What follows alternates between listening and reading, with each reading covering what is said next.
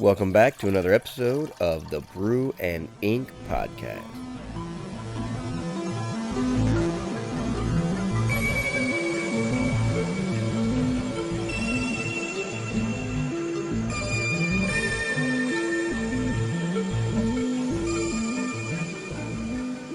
All right, well, welcome back to Brew and Ink podcast. You have Britt here And Steven. And we are here to bring you another amazing episode of this great story, Singularity. And let me just say, man, I have been having a ton of fun with this. Yeah, I'm glad I know you're like chomping at the bit. Like, are we done with the votes? Can I start writing? Can I start writing? Man. Yeah. I think we've really developed how we're doing this choose your own adventure kind of podcast. Yeah. We were really having fun, and I think it was great.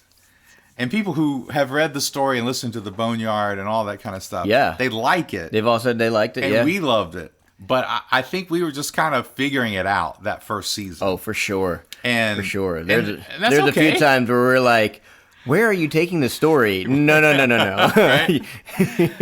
and I think it was great. And Bill and Evie especially were a big part of that. Yeah. And so big props to them. And that was one of the things that I really liked about that, doing it with a bigger group, was that each different voice really brought in another angle to the story. And so you would get special details that were really more from that one author's kind of characteristics that you wouldn't get in the other writers, but Absolutely. It added those little bits of depth into the characters and the story and just some of the ideas.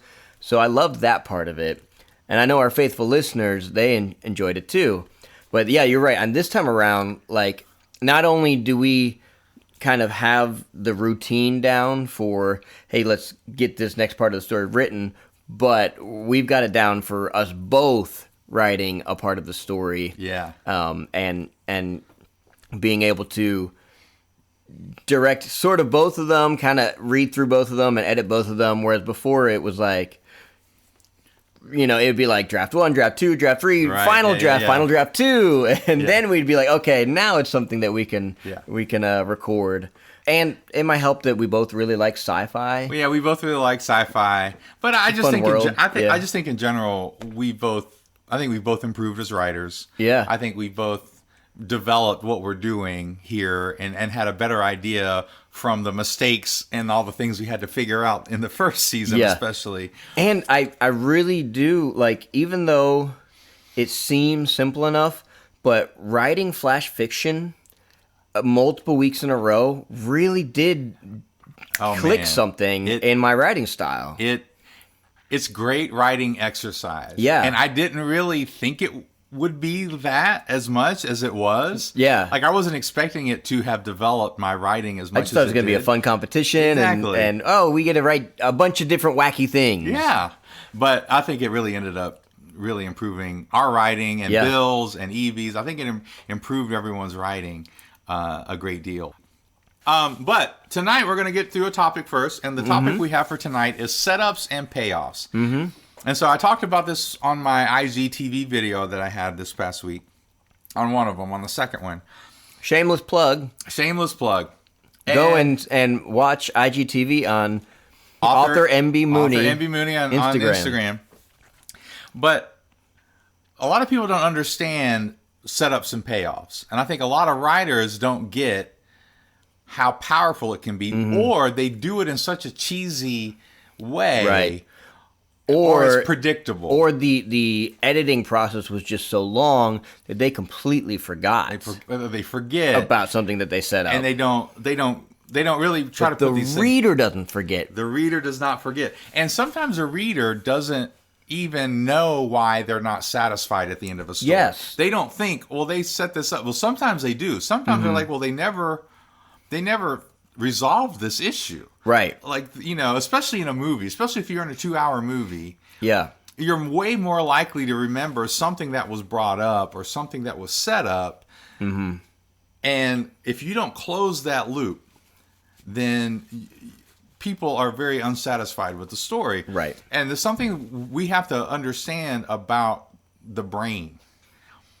As a speaker and as a writer and in marketing and all the stuff that I do, I've really had to learn this. Like, if you open a loop in someone's brain, you have to close the loop. Gotcha. Or they will hate you. Yeah. Like, they will remember that. They were like, he started talking about that. Always come back. And, then, and he never finished the thought or whatever, Yeah. And so writers really have to understand that when you show the gun on page 20 that has bullets in it, you're going to have to do something with the gun. You're going to have to explain what happened to the gun somewhere. And those are the kind of things that we're talking about. So do you have any kind of examples that you can think of either where it's been done well? Yeah. Or maybe when it hasn't been done well? So I'll start off with kind of the example that you were giving on your IGTV so that we can, drive more people to watch that video. Shameless plug. Yes. Where's the ding? I need a ding or a sound. Ding. Yeah. No, but so something that wasn't really done well, the setup was there, but the payoff didn't really come, was between the movies, the Avengers Infinity War and the movie Avengers Endgame. So in Infinity War, they set up this great conflict of something that you never really considered happening with the Hulk and Bruce Banner, and after the Hulk just gets annihilated by Thanos in hand-to-hand combat, where like he's supposed to be kind of like the strongest being, ever. After that moment, after that beating, the Hulk just does not come back out in the rest of the movie. And he refuses. Yeah, he refuses. Like, Banner tries a couple times, and I always laugh at, like, Iron Man being like, "You're embarrassing me in front of the wizards." Yeah. Like, what are you doing? It's a great setup. Yeah. And so it got everyone talking towards the end, like, after the movie, like, what's going on with the Hulk? Like, what's going on? Is he too scared of Thanos? Like, what is his deal? What are we going to get as the explanation? Right. Then, I guess they thought because it was like a year later. 5 years later. Well, yes, in the movie. Oh, but in real life, it was a year later for us as the moviegoers. Yeah, I guess they just figured we didn't need a resolve to that question anymore because they just threw us in to a whole new Hulk, and they're like, oh yeah, in the last 5 years, he resolved the issue. And they found a balance between the Professor, or Bruce Banner, and the Hulk, and now he's Professor Hulk. Yeah. But they didn't show any of that resolve or how he got there. Right. Like, they just used it as like, hey, isn't he a goofy new character now? Yeah. We took care of that. Right.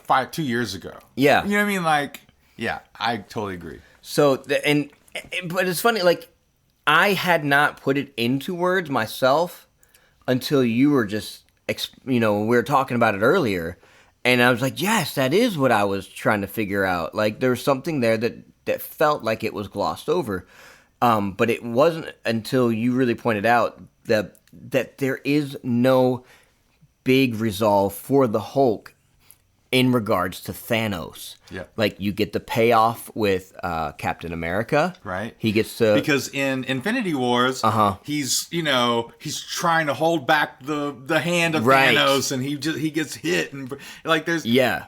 And Thor comes in with the axe, and he gets the Iron hit. Man, yeah. and he gets mortally wounded, and I mean, there's all this stuff that happens with those three guys, and they get back to fighting him hand to hand, together, 1-on-1. Yeah.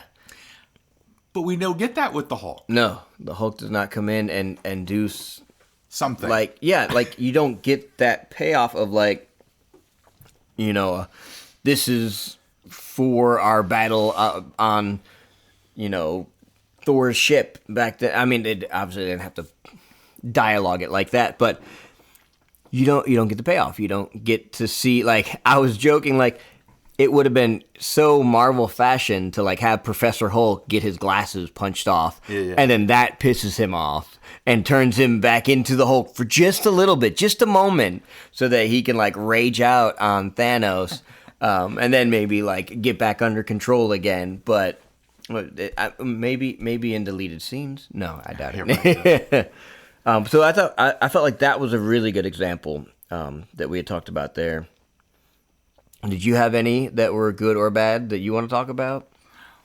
Well, I think one of the things that I wanted to talk about with a bad one was a movie that's on Netflix. And, I lived in Korea for 4 years, and I love the Korean culture. And I was so excited about this romantic comedy that was coming on to Netflix. Yeah. That was, Korean made, and it was just really, I was excited about it. Had some big Korean comedian actors in there. Comic actors, yeah. And guys I thought were really funny. I mean, the guy that's on from Fresh Off the Boat, the sitcom, and he's been in some other things. I just think he's hilarious. And I was excited, right? And so we're watching this romantic comedy, and there's a moment in the beginning of the movie where they're teenagers, or like in high school, they're seniors or something. They're about to go off to college, and they've been best friends, and they have this whole setup in the beginning. They've been best friends. She's pretty much family with him. She's pretty much in his family now because her family's kind of cold and distant, and they're working all the time. And his family kind of takes her in. His mom kind of takes her in. And it's so Korean, like shows her how to make, kimbap, and shows her how to make all these. It's very Korean. And I just thought it was really cool. And then the mom dies. So this is like in the first... Spoiler alert. Spoiler. It's like in the first 10 minutes, right? Yeah. And the mom dies and throws his life into chaos, right? And then, of course, she is very upset as well. And so he kind of turns to her and was like, why do you even care? She's not your mom. And blah, blah, blah, blah. Like, he just totally says the most insensitive thing he probably could, which makes sense in grief. Like, I didn't mind the moment. But when the moment happened, I literally turned to my wife and said, they're going to have to deal with that later. Because it was such a hurtful thing that he did to her. And I'm like, if this is a romantic comedy and they're going to have to get them together at some point, like that's the whole point. That's also a promise you make to the audience. Right. This is a romantic comedy. This is the genre. We're going to get these people together, right? Yeah. Just like with a sci-fi makes a promise, fantasy makes a promise, like some of the action movies make a promise. Like they all these genres make an inherent promise to you about certain things. Yeah. Horror movies make a promise, right? Whatever it is. Yeah. And all of that. And so if they're going to get these people together, then they're going to have to deal with that moment because that was a really hurtful moment. That was a big rift in their relationship.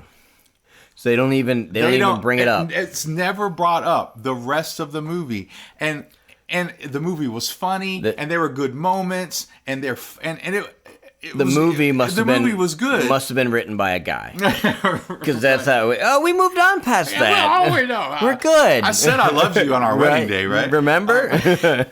No, but yeah, and I'm not going to spoil the whole movie, but for me, like literally I got to the end and I went, they never dealt with it. And of course, my wife has learned by now that I'm going to ruin a movie every now and then for her. Like she just wants to sit and watch a movie and just be mindless in the moment, right?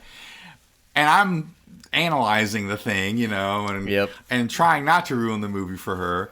But I thought, well, for sure they had this amazing scene, well written, made sense in his grief. That obviously any good writer knows that they've got to come back to. They got to come back to this, and they didn't.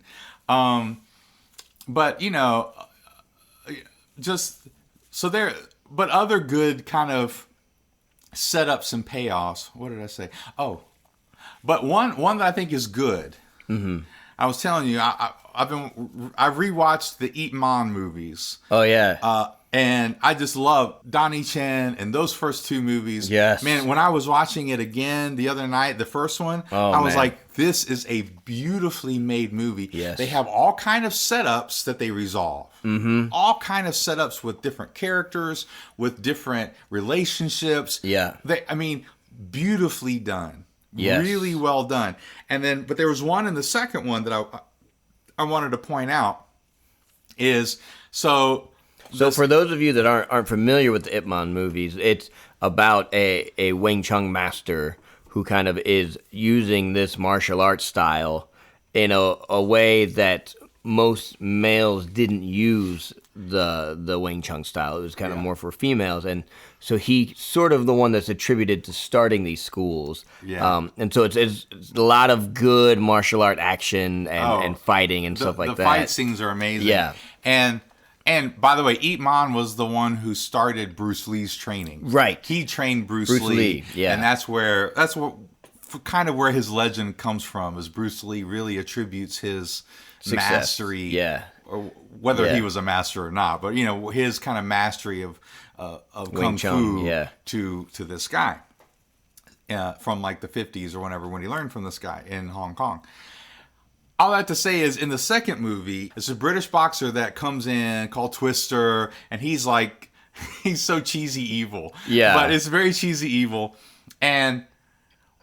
But he beats this other master earlier in the movie. Yeah. Very much like a Rocky 3 moment, or a Rocky 4, moment. One of Ip Man's friends, and he's there to watch the match. He's watched the match. And when the master is fighting the boxer and his friend is getting beat, Ip Man is in the corner during the break between rounds and was like, hey, try to get at his rib cage. Yeah. But, the British boxer is taller, he's got longer reach, he's physically stronger, he's a bigger guy, and he's very skilled as well. And so the master's like, man, that's harder to do than you think. Like, I don't, that's really difficult.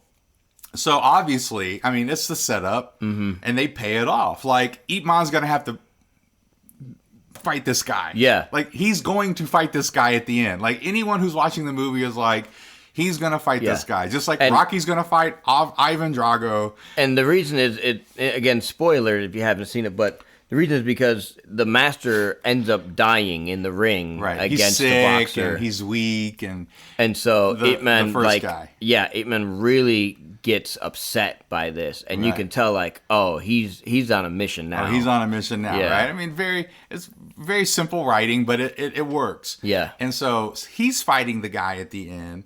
And he remembers what he had said in the first fight to his friend. Like the advice he gave about trying to get to the rib cage. Yeah. And see, here's the thing about setups and payoffs that is really important, is most people don't really remember until you pay it off. Right. But when you pay it off, they go, oh yeah, he did say that. Or, oh yeah. And now you've brought the whole movie or the whole book. Now you've brought all of it into perspective.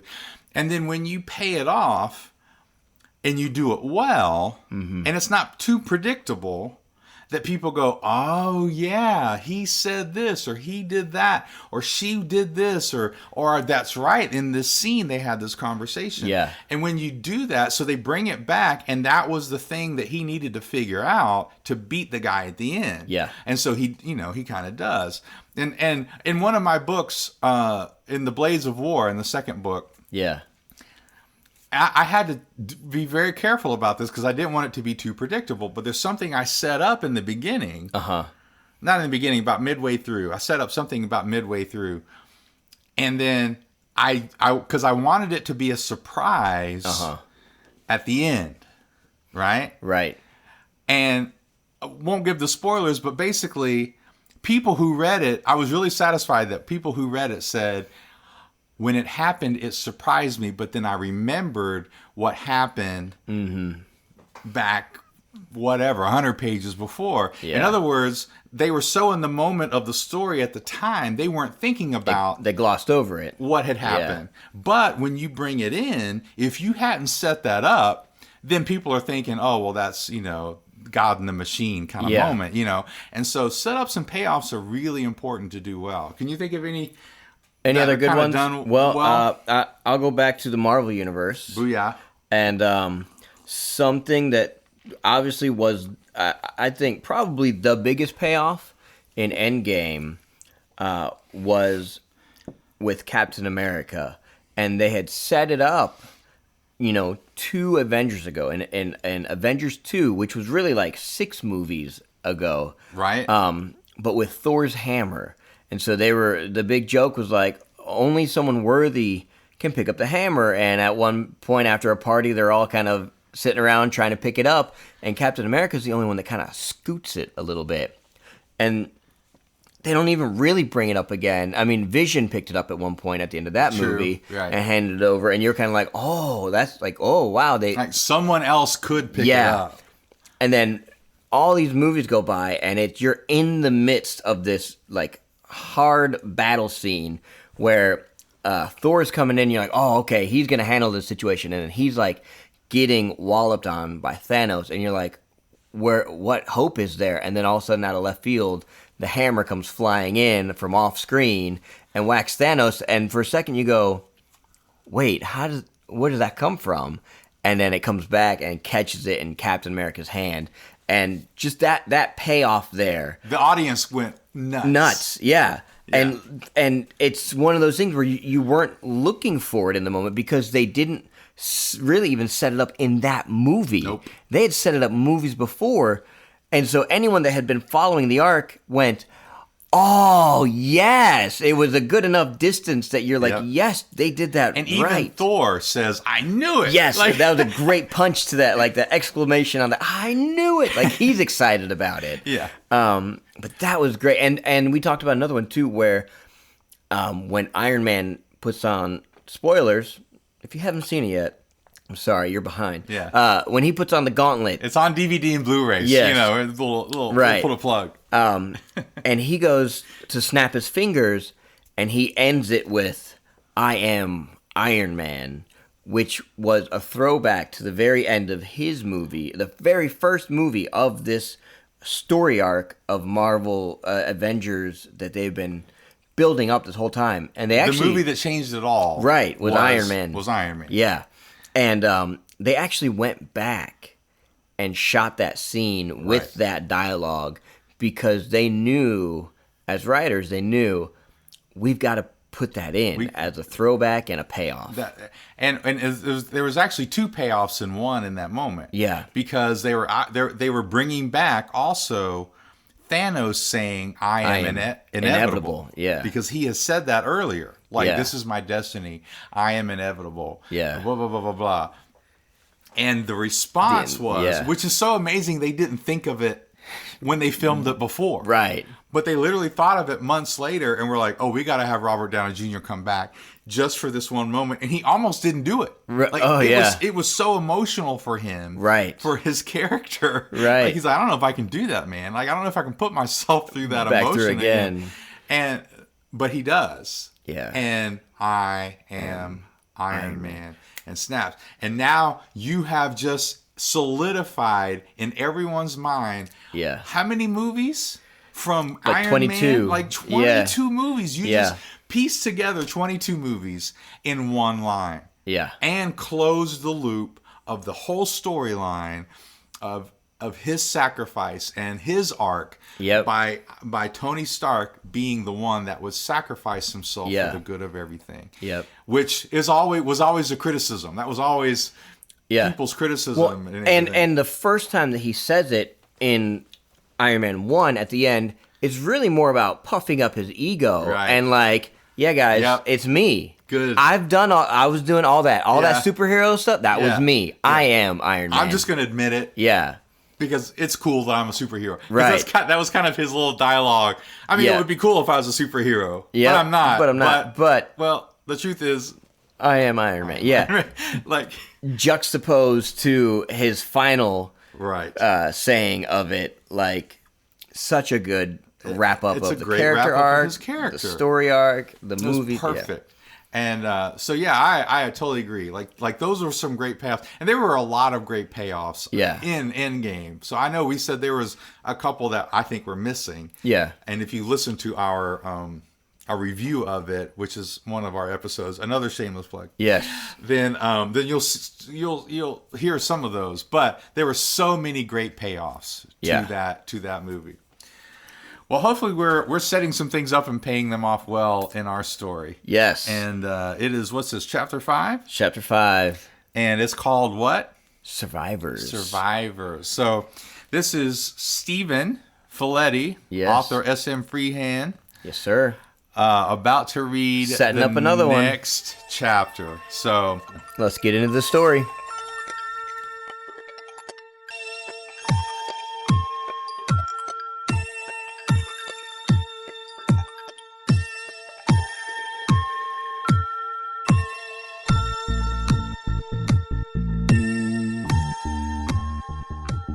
Thanks for listening to our podcast.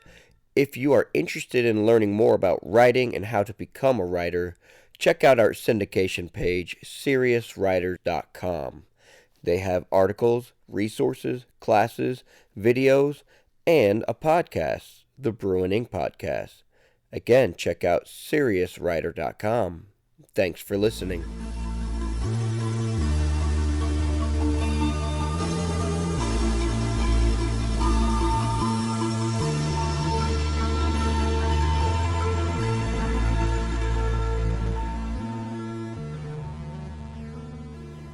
Singularity, Chapter 5, Survivors.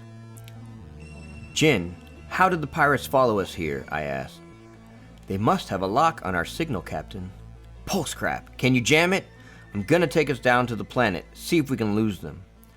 Activating camouflage will greatly reduce our power. Our movement will be sluggish, Jin said. Also, my stealth tech isn't designed for close range. If they get close enough, they'll still see us. That should be enough. I took the drone into a dive and felt the drop in power as stealth mode engaged. Looking at the radar, I saw the pirates navigate towards the planet. Despite our loss in power, we still outpaced them by twice their speed. Smoke from the destruction below covered my optics, and I had to navigate by sensors alone. I headed towards the largest biodome. Jin, our best chance at finding survivors is going to be in the largest biodome there. However, I think our best bet to shake the pirates is ditching the cloaked ship somewhere and going on foot. Will you be okay by yourself? I won't be stuck here by myself. There are many active networks still powered within the dome. I will integrate my networks into them. Alright, I'm gonna need a spot to place us down, somewhere with a lot of coverage from above. Looking up, I saw the pirates were breaking through the planet's outer atmosphere. And make it fast. There! Captain, 2 marks north of our 4 o'clock, a rock shelf. My hull should be well camouflaged under there. I dropped us down, lining up the drone to fit in the tight space. A sharp scraping sounded from above my head. Captain, that was sensor array 12 and 14. You mind if I take over from here? Before I gave my consent, Jin had taken over the controls, shimmying us into the tight nook without a bump or scratch. I forget sometimes that her programming is sophisticated enough to better execute operations involving spatial measurements and tight, precise movements than me. Nice landing. Alright, open the hatch and I'll hoof it to the biodome. I'm assuming you'll be able to find me somewhere inside? I'm already inside. See you there soon. I would suggest wearing your spacesuit. Most of the biostabilizers from here to the dome have been disrupted.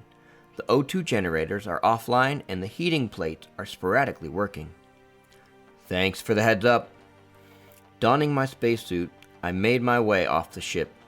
The gravity here was slightly lighter than I was used to and gave my body a buoyant feeling as I strode across the rocky terrain. I followed the temperature-controlled pathways toward the biodome, and Jin's analysis was confirmed when I moved from one plate to the other and the ambient temperature shifted colder by magnitudes that would have been unbearable without the added protection of my spacesuit. I could see the wreckage inside the dome now. It was almost absolute. Every building was crumbled in to some degree, and anything left standing was covered in scorch marks. The smell inside the dome was putrid, sulfur and burning flesh. That's when I noticed the bodies for the first time. Sprawled out across the streets, under rubble, adults on top of young ones attempting to shield them from harm. It appeared the IIF had been thorough, and if what Jin was saying is true, this was not the first time they had done this. Pain stung in my palm. I was balling my fists so tightly in anger I was bleeding. Tears began to blur my vision as I walked further into the dome. Above me, the pirate ship was almost planet-side. I needed to get out of the open. Taking off my spacesuit, I hid it out of sight so I would not stand out. Ducking inside the nearest building, I saw it had been a shopping center. Aisles of food and goods were in disarray, shelves toppled over and ripped apart. I saw body parts ripped apart as well. Blue arms and legs without the rest of the person they belonged to. A clerk was slumped over her register, metal shrapnel embedded clear through her torso. A child's hand still clutched to its mother's, but the bodies were nowhere to be seen. Movement from under one of the toppled shelves caught my attention. Someone was pinned underneath the metal racks. I ran over to help, lifting the metal frame as much as I could. Underneath was a young woman, staunching blood flow from a gash in her head. "You're gonna be okay," I said to her as I helped pull her out. "Oh, thanks Shiva, someone found me. Where's my younger brother? He was right behind me. Do you see my brother?" Looking over her shoulder, I saw the disfigured body of someone crushed beneath the rubble. She caught my gaze and started turning around to look, but I took hold of her and forced her to look me in the eyes. I shook my head. "He didn't make it. You don't want to see." She buried her head in my shoulder, sobs shaking her body. I tried to reassure her. I held her tight until she got control of herself again. "What's your name?" I asked. "Crystal," she said. "Well, Crystal, I know you're still hurt and very shaken up from this horrific attack, but there are some other men coming right now, bad men, pirates. They are going to be digging through and looking for things of value to loot. I don't want you to be one of those things, so we need to find a place to hide. Is there anywhere we could hide that those pirates would never find us?" Crystal's face was a pale blue from blood loss. Her eyes went blank and she stumbled into my arms as she tried fighting off fainting. She shook her head and blinked her eyes to regain focus. I began asking her grounding questions like we had been taught in training. "It's okay. Don't think about all that for now. Focus on this moment. Focus on breathing. Where are we?" She took a second to steady her breathing.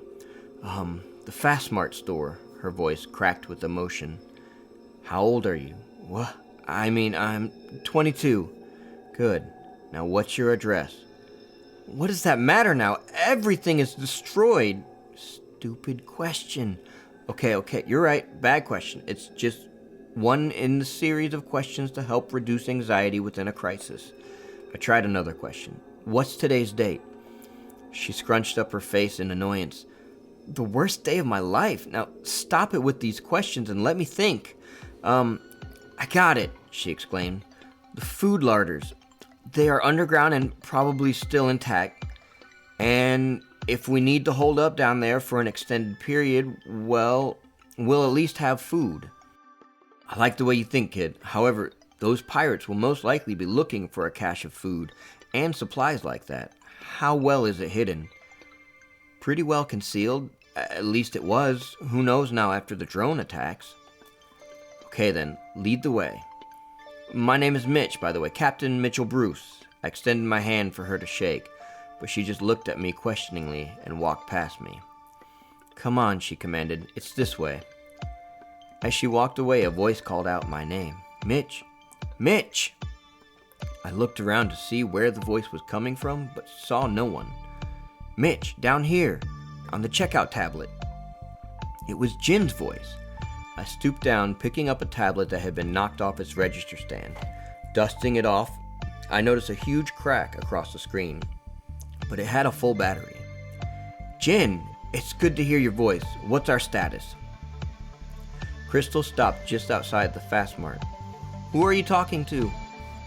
"Jin, she's my ship's AI. She's gonna help watch our backs and navigate us out of here." "We don't trust AIs around here. It's the reason we established our colony so far outside the system, to free ourselves from the invasive integration of AIs and the IIF's ever-reaching hand of control. Just look what they did here." "Yeah, I see. But Jin is different. She plans to expose the IIF for their atrocities." "Keep an eye on that AI of yours. She'll turn on you at some point. It's the nature of their design." Jin spoke up from the tablet. "I'm right here. You can trust me. You have a clear path to the storage larders if you leave now.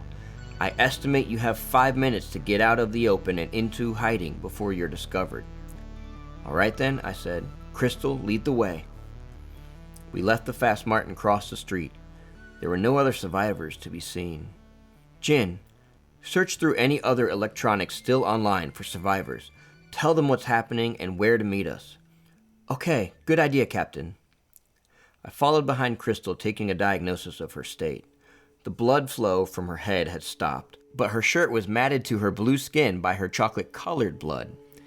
Even with the blood loss, her energy seemed to rebound quickly. Her toned muscle and small waist reminded me that my own body had not looked that way for decades now. She stopped up ahead on a pile of rubble and turned to wait for me. I had not realized how much she was outpacing me. "You coming?" she asked with a hint of sarcasm. "The building's just over there. It's mostly collapsed, but I see a way in. Right behind you. Go on ahead." Cresting the hill, I saw below us what used to be a large farming operation, a barn, and silo. It was all destroyed now. "How did you know about this place?" I asked Crystal as we crawled through an opening in the wreckage. "This used to be where I worked. I helped till and tend the crops, innovated new crops for better yields and more efficient harvests, but that's all ruined now. Come on, the hatch is just down here." She lifted a hatch in the ground and climbed down. The cellar was dark. It was full of grains and canned foods, rows of shelves lined with enough food to keep the colony fed for years. A few jars have fallen off and shattered across the floor, but for the most part they were all intact. "Captain, good news. I found more survivors. They are headed your way now. However, the pirates have entered the dome and are performing an organized sweep of the area. They have found survivors and administered aid to them, but I don't know what their intentions are." Just then there was a knock at the cellar door. "That must be the survivors Jin sent," I said, opening the hatch. But the smiling faces on the other side were not those of survivors. They were a group of well-armed pirates. "It's your lucky day, mates. We've come to rescue you. There's no need to hide down here in this rubble no more. We have medical aid if you need, and a way off this planet if you so desire. What'd you say? Would you like a handout of this jam?" I thought I'd been caught, but then I realized with my blue skin I looked just like all the other inhabitants of this colony. Now I had a choice. I could go with the pirates, try to spy out their intent, or I could refuse help, tell them we're fine on our own, and try to get back to Jin. "I told you, you couldn't trust that AI of yours," Crystal whispered to me. "She led them right to us."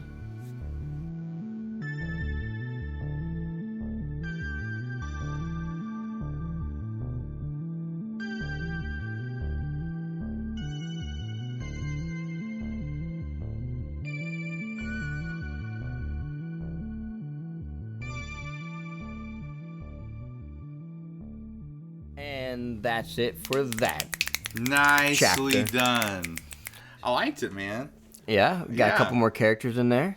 I think as we were talking before, that's not been a weakness, but we've kept the story really tight with just Jin and Captain Mitchell. I mean, we've had the Admiral and stuff, but as far as maybe some more characters to pull from and to interact with, Yeah, I think it's an interesting thing to bring the pirates in, and we'll see what happens. Yeah. So the choices are: they can go with the pirates. Go with the pirates. Act like, they're okay. He can try and check out what they're doing. Yeah, and see what they're he's gonna kind of maintain cover that. Oh yeah, he's just from this colony, and they rescued him. Yeah, because they know they were following someone right on an IIF vessel. So if they find out that he was a captain of the IIF, they may have some beef with him. And now we've got Crystal here, who seems to have beef with, AIs, doesn't really trust them, doesn't trust the IIF. Could also cause some tension in there with our characters as well. Right, so there's going with the pirates, and then there's also going with refusing help and seeing if they'll leave him alone, and seeing if he can get back to Jin without being discovered. Right. So, most likely, those pirates are still going to be around somewhere. Yeah. And it's not going to be easy for him to get back to Jin, but it's going to be a lot easier to get away if he's not already in their ship under their watchful eye. Right. So, no, I think you set up well earlier on that he was saying these are bad men, but then you kind of went contrary to that with Jen saying, well, I don't know, they seem like they're helping people. I don't know Right. what their deal is. I don't know what they're offering people off are way off the planet. Right. But obviously it's so everything destroyed. We don't really know what's going on with the pirates. So he could go with the pirates and kind of scope that out a little bit, or he could kind of go on his own and just kind of keep moving. Yeah. So, no, I like it. So listen and vote, everyone. That's right. Well, you already listened. Yeah. Good job. So make sure you go vote and have other people listen. There you go. Share it, like it, subscribe. Sharing is caring, guys. All of that. And then vote. So vote for what you think should happen next. Yeah. And I think it'll be up on Instagram at some point, the voting, but usually only for a day. Yeah. And then it'll be on Facebook for a week or so until we tally the votes, as it were. Yes. So, good episode, man. Yeah. And until next time, as always, raise a glass to inspiration and stay inspired, guys.